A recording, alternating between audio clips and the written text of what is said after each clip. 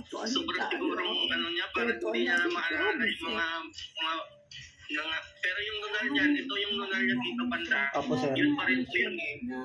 Kaya nga sir, baka na-trauma siya gawa ng sa mga nangyari sa buhay niya, kaya nagkabinto siya sir. Ang pagkakulang po kasi yan, aksidente po yan na pana ng kapatid niya, ng kapatid namin.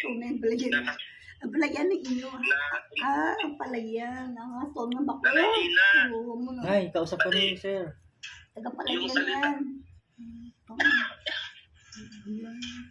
Gina, Ano ba nangyari sa kanya? Bakit? akin na tayo. Putang ang normal yung way mo putigaro. Kaya nga sir, tapos lagi siyang pag... Iba yung ano niya, hindi niya maalala.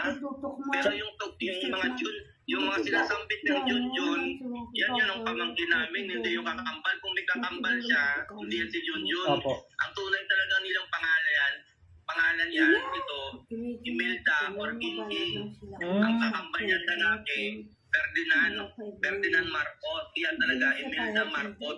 Okay po. Opo, kaya po ayun yung anong niya. Okay. Opo, lalaki at babae po kasi yan, Imelda Marcos. Kaya yan talaga nakalagay sa birth certificate nila. At yung kakambal niya malalaki, Ferdinand Marcos Lutenia, yun ang... Kasi may sinasabi siyang yun ang pamangkin na binabantayan. Fuldes na anak ng kapatid namin, yan ang Junjun.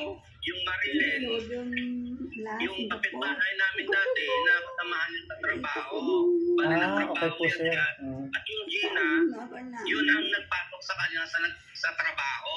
Tapos kinukuha ni Gina yung sahod niya at pinagbintangan niya na nagnakaw. Kaya parang siguro ang sinasabi niyang ibig sabihin kasi ng gapos, Opo. ginagapos, tinatalian, kumbaga sa Tagalog. Opo, ano?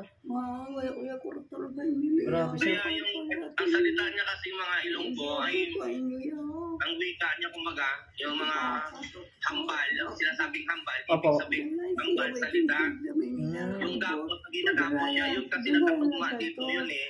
Tinanong namin dito sa barangay, parang pinagbintangan daw siya na nagnakaw, pero si Gina, yun ang nagnakaw ng kwintas. Kaya parang sinasabi niya siguro na na-traumatize siya nung sinasabi niyang ginagapos siya o tinatalian siya.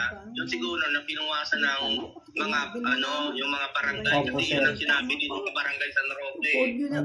Grabe pala nangyari kay nanay. Nung tinanong na namin kung saan siya, matagal na namin hinahanap siya dito ng kapatid ko, ng mga kapatid ko, bago pumunta pa dito sa Amerika, hinahanap na yan dyan namin.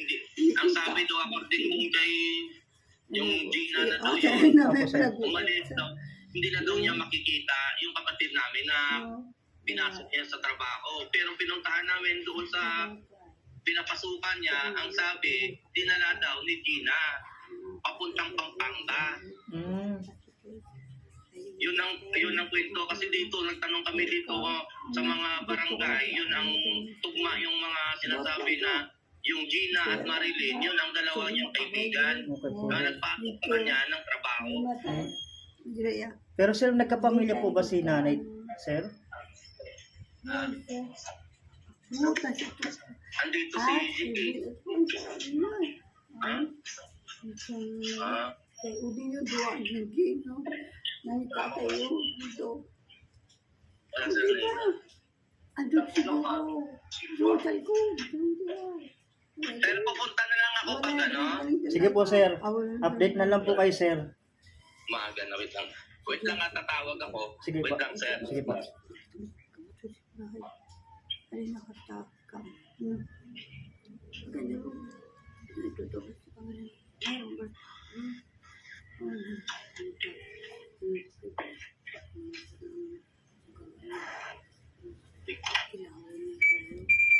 Nanay Gina, mahina kasi internet sa baba eh. Ay, ayan kapatid. Nanay Gina, Ano pa? ayan nga yan. Palaan mo ang nanay mo? Kakulit yan. Ito nga mo na. Din ka sa Bacolod?